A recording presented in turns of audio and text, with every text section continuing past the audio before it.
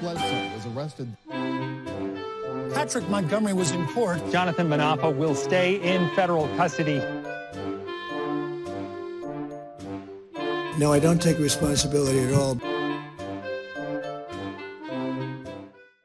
Hey everyone, welcome to the show. So 55-year-old New Jersey resident Peter Krill traveled to D.C. with several family members. Before I dive into all of this and about this guy, I just have to say, okay, his last name is Krill. Okay, a fish, something that swims in the ocean, right?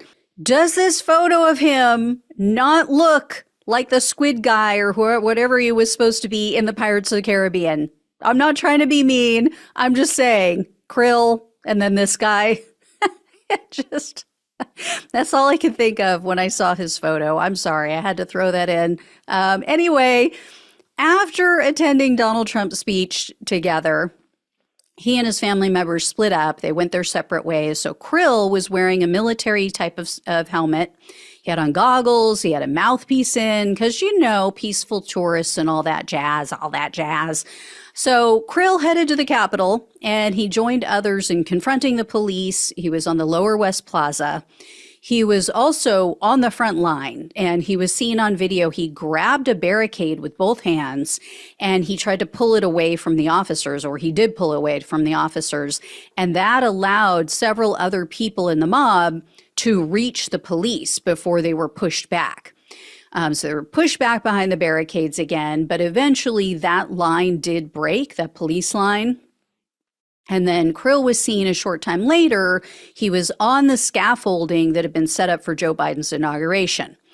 Krill shared videos to TikTok of all of the violence, all the chaos below, and then he headed into the Capitol. So he went in shortly after the initial breach. He was inside for just over 45 minutes, and eventually a large contingent of officers entered the Capitol Rotunda, which is where he was, and they physically forced everyone out. So Krill was arrested on December 15th of 2022, and he was charged with assaulting officers, civil disorder, entering a restricted building or grounds, 2 counts of disorderly conduct, and parading or demonstrating in a Capitol building. During Krill's arrest, when the FBI searched his property, they found multiple rifles. He had handguns, an explosive device, and Krill admitted to the FBI that the weapons belonged to him and he wasn't allowed to have them because he has an extensive criminal history. Get comfortable because we're going to be here for a while. We're going to be here for a minute. This guy has a long rap sheet. 1986. Krill was sentenced to 10 days in prison and 3 years of probation for burglary. In 1991, he was sentenced to 139 days for cocaine possession. Krill was also given probation in that sentencing, but it was later revoked. Then in 1993, he used an alias when he was charged for resisting arrest and possession of a controlled substance. His probation was ultimately revoked in that case as well. Because just 1 year later, Krill was convicted for 2 separate crimes in the same year. In one incident, Krill stole a vehicle. In the second incident, he was nabbed for shoplifting. The very next year, 1995, he was sentenced for disorderly conduct. Then he took a little bit of a break, or at least, he wasn't caught because his next convictions weren't until 1998. So he made up for lost time. Krill was sentenced to 18 months in jail for a 1998 possession of prohibited weapons or devices. And then in the same year, he was sentenced again to an additional 4 years in jail for burglary. But wait, there's more. Along with this Ginsu knife, no, Krill couldn't have been out of jail for much time at all, because he committed another crime almost immediately. He was charged with robbery in 2004. So, you do the math, how many years he was sentenced. He had to have been fresh out of prison or jail when he committed this robbery. So for that violation, Krill was sentenced to 6 years in prison, and that was in 2006.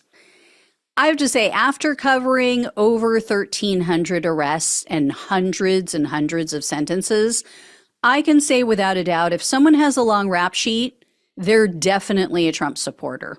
It's just the way it goes. I'm just saying. Anyway, in October of 2023, Krill pleaded guilty to the civil disorder charge. That is a felony. So he was looking at up to 5 years in prison, 3 years of probation, and $250,000 in fines. But the prosecutor requested only 13 months in prison, 3 years of probation, and $2,000 in restitution. Krill's attorney asked for leniency, and they told the judge that Krill has been a different man since he became sober years ago. And the attorney said that his parents had visited him in prison, and that's what did it. That turned his life around.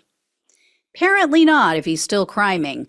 Evidently, they said, because Krill was often homeless, he was a drug addict, his parents had adopted and were caring for his son. So, not around for his son, all these crimes, and still hasn't learned his lesson, apparently. So U.S. District Judge James Boasberg presided over Krill's case, and when all was said and done, Krill was sentenced to 9 months in prison, 1 year of probation, and $2,000 in restitution. I think this was a decent sentence in contrast to how others have been sentenced for actually injuring officers. I'm not even sure why they charged him with the assault, but based on his criminal history, I think he should have gotten more. But, unfortunately, if he is allowed out for good behavior, he will be a free man during the next presidential election. That is one very big drawback. Clearly is not getting it. Just a little slow on the uptake. Let's just say that. All right. Thank you all so much for watching and listening. Please like, please share, and subscribe to the channel. Please become a supporter of the show if you can, or if you can leave a tip or super thanks. It's greatly appreciated. Love you all. Take care. Talk with you soon.